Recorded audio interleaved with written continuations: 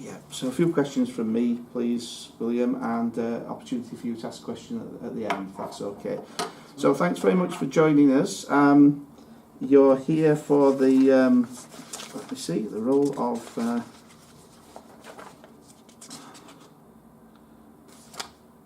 Kim's not written it down for some reason. You tell me, William. Sorry. Stage 2 coach for the dream team. Keep the dream team. Yeah, the dream team. Yeah, that's right. Yeah. Okay. Okay. For what previous experience have you got of coaching with young people? Well, it probably started off when I was in college. I did a sports course in college as well. Yeah. And I used to do coaching with college and ended up doing it outside of college with local primary schools in our area. My main one that I worked at was a primary school called Springfields, which was actually a special needs primary school. And I used to go there lunchtimes, after school sessions, fit it around my obviously college timetable. Yeah. So I did it inside and outside of college because I found out when I was doing it with college that I really didn't enjoy it quite a lot. And then so I spoke to the schools independently and said, would you like any sessions being run just on a voluntary basis, so I didn't get paid for it. Right. So that's when I started. I'm a rugby player. I've got very close connections with my home rugby team. I've been playing with them for as long as I can remember. And I commonly do go in, not so much now I'm at university, but whilst I was at home I did go in and help coach like the younger teams, like development teams and stuff like that. Yeah. Because obviously I've played it for that long and have a good knowledge of the game. So I find they'd always be looking for like other, not just coaches but other like older players to come and talk to the younger kids about it and try and give them a bit of an input on the stuff, which was always good. Yeah. And then when I came to university, I went to a job career fair at the start of uni, and I got in touch with a company called Archers. Oh yeah. I now work for them. I've been working for them for the past year, doing work again this year. I do, I go around schools around Sheffield. Obviously, I'm not working for them, I only work, say, 2 hours a week, 3 hours a week. Yeah. Because obviously I have to fit it around my uni timetable, and I have to fit it in with the time that the kids are at school as well. Yeah. But I do go around schools around Sheffield. I do lunchtime sessions, PE lessons, after school clubs, extracurriculum curriculum clubs, like so I'll run them sometimes, even though stuff like football I'm not that good at, but I'll still stick around and run if I need. Yeah. That's about all my coaching. Is that a paid role? Yeah, it is. I did a lot. I did voluntary for it first, right. Just to start off with, and then because I was told that I was there, I had good feedback from a lot of the schools that I was coaching at. He said would like to take you on now and actually have you as a member of staff as opposed to a volunteer. So I now get paid for it. Good, thank you. Okay, can you give us an example of when you've designed and coached a programme of sessions yourself? Sessions that you've designed. Well, obviously I have to go back to mainly rugby for that, because I've a lot of knowledge about the game, and not just knowledge about the actual game itself, but actual like playing of the game. When I've been asked to come and cover and coach the younger teams, or I've been asked to come and lead on with the younger teams, I'll actually coach out the sessions. I plan out the sessions. I'll plan the delivery at home. I'll write everything down from warm up to cool down, make sure that I've got it all.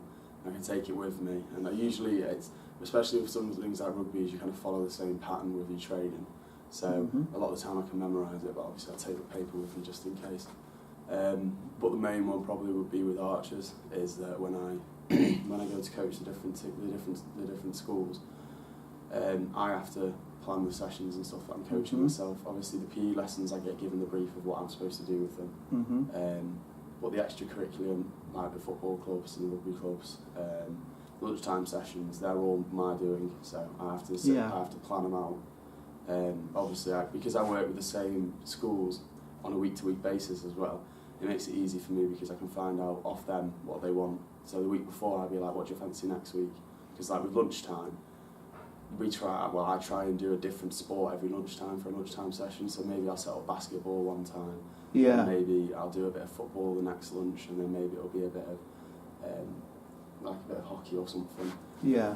So what I do, I sit at home and I plan it out for the full hour, so I can, and then I do it for the PE sessions and stuff like that. I get told what I need to do. Yeah. But I usually get told what I need to do, and then they say, right, well, today we're going to be focusing on like gymnastics, and we want to be learning about forwards roll and backwards rolls. Mm-hmm. But that's pretty much what they'll tell me. Yeah. So then I have to then plan how am I going to start building from them, being able to sit down on their knees and roll, to be able to stand up and roll, and to make sure I was doing safely and stuff like that.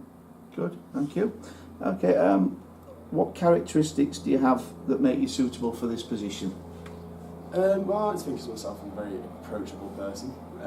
I'm quite a people's person. I love conversation. I love to talk to people. I think my height does something for me. Because I'm quite a tall guy, and some people they look up to me and they're like, "Oh, I want to be like him. Look at him, he's so big," and stuff like this.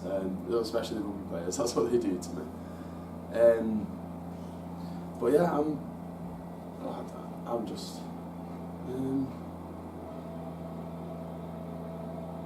Anything else, William? Mentioned approachability. Well, yeah, I'm quite like. Well, obviously, I'm not really too good today, but I'm usually quite smart in appearance. Yeah. I'm quite like approachable. And I think people can just like.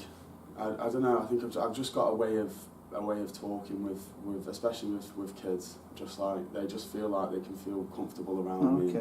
I think because I can relate to like them on their level as well. Sometimes I'm not one of them coaches which will stand and shout at them to do something. Right. I'd much rather become friends with them. Like I know a lot of my kids when I work with Archers. I know a lot of them now on first name basis. Right. Like, they'll come up to me and they'll talk to me, and it's more like I'm one of their friends. But they know that obviously they have to make the effort when I'm coaching them.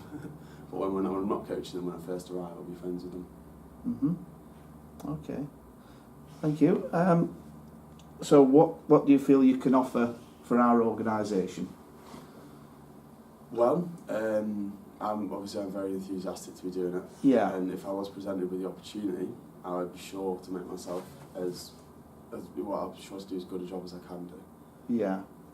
I feel like I'll be able to offer you a very good coach who I'll be able to offer you a very good coach who will like be punctual, plan out his sessions, make sure that everything is going swimmingly with the whole coaching aspects of it all. That's good. Reliability, that's what we need, yeah. I'm explaining it, but I'm not using the word. That's fine. Yeah, a reliable person. And someone who will just give you as best as you can. What do you think you could do to help us develop, make us improve? Well, I already think that you're doing well, but we do as well. But we're always looking to improve. Yeah.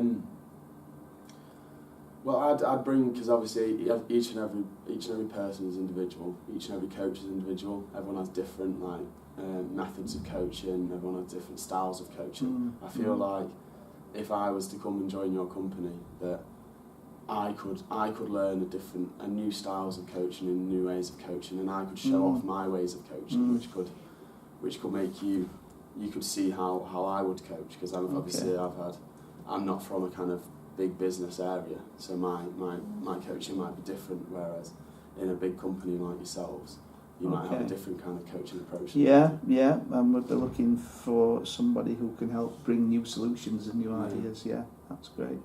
Okay, thanks very much, William. Do you have any questions for me at the end? Not really that I'm aware of, no. Okay. Thank you very much, sir. Thank you. I'm going to just leave the camera running for a few minutes. Just so for your feedback, really, to help with you. We'll try and give you a couple of bits of feedback as well, verbally, and I'll scribble some notes down as well for you to take away. How do you feel the interview went? It went all right, but it's funny because literally about 2 weeks ago I had another job interview for a leisure assistant at Springs Leisure Centre. Oh yeah, yeah. And the same thing happened to me. So at some point, at one point I just freeze. And Right. I don't know what I'm supposed to say. I stand there and I'm like, it happened in my other interview as well. Is it a bit of nerves, perhaps? I don't know what it is, because I haven't felt nervous. Like, No. I come in there, I sit down, I don't really feel that nervous. But just then at some point I'll just freeze up, and then I think it's that I'm like, oh no, I need to be talking now. And that's when I start thinking I don't know what I'm supposed to say. And maybe is it some clarification of the question you could ask? Sorry, could you just repeat the question again? That might give you a minute or a few seconds just to sort of gather your thoughts. Because I'd just like to give you a little bit of feedback now, if that's okay. Because I think that you've probably got I mean, it was good, okay, but I think you've probably got an awful lot more to offer to sell yourself a little bit because of all that experience that you've got. Okay. So it's good that you mentioned all these things at the start about your rugby coaching, your voluntary work, your work with Archers SSP. I would probably encourage you to give one or two specific examples of what that meant to you, you know, rather than just going through, this is what I do, this is what I'm doing. And you kind of did a little bit towards the end. You mentioned in your Archers role that you got good feedback from the schools. Okay, that was just a little bit at the end. So expand on that. Why? You know, what are they saying to you that is good? Because that is your evidence there, really. You know, what was good about doing the special needs coaching that you volunteered for? How did it make you feel? You know, what was the indicator of success and enjoyment for you? Because you're clearly enthusiastic. It's just, I think, probably the interviewer will want to see a little bit more in terms of specific examples. Okay. And again, in the second question, you touched on something that was really relevant. You said you find out about what they want. So that sets you apart a little bit. So, you know, you can focus a little bit more on your styles and techniques. And in your examples, for example, how do you evaluate? How do you make it more successful? How do you measure the success of your sessions and things such as that? Is it about, you know, children being happy, smiling, etc., or have you got some evaluation methods of your own, either those that you're given to use or those that you devise for yourself? And I think your characteristics are there, and your approachability, obviously, and you gave examples about that. But and then you, when prompted, you mentioned your communication with kids. So we'd probably love to see you come out with those examples a little bit more. You know, be ready just to give some examples of your characteristics. What makes you a good communicator? I mean, you mentioned about your height and everything. Is that, you know, could you be a good role model? And if so, how? You know, what is it that apart from your physical presence, what is it you think that gives, you know, that young people might find as a good role model from you? Yeah. Give some examples again. You know, talk about the situations. That's the thing. Okay. I would say have a question at the end. Be ready with some sort of question, because it indicates your interest in the organisation that you wanted to work for, obviously. Because they want, and that's why they have the question at the end. What can you bring to the organisation? How can you help us?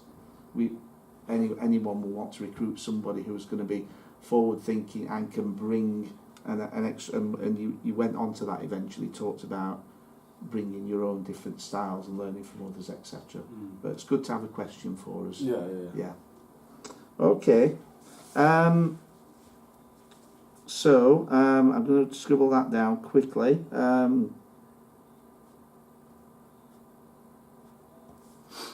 Good communicator, I would say, as well, William. Thank you.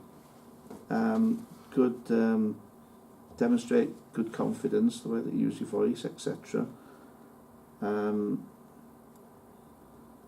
I hope you'll take this away along with the video, and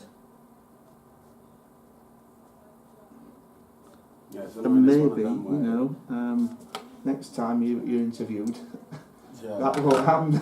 But it's funny. It's always the same thing, isn't it? The second you sit there and tell me, I think in my head, I think, right, when I said that, Yeah. I could have said. Yeah, that's more. right, exactly. So that's why we're doing this sort of thing, because the Right. more practice that you get, the better it'll be, and the less nervous you might, if you were nervous. I don't know, you mean you didn't really show it that much, but it might just be that sort of, you know, you have that block, don't you? It happens to us all, but it's just sort of going away from the situation. Right, this is what I should have said. Next time, I'm gonna say this, and I'm gonna apply my question, you know, to the question.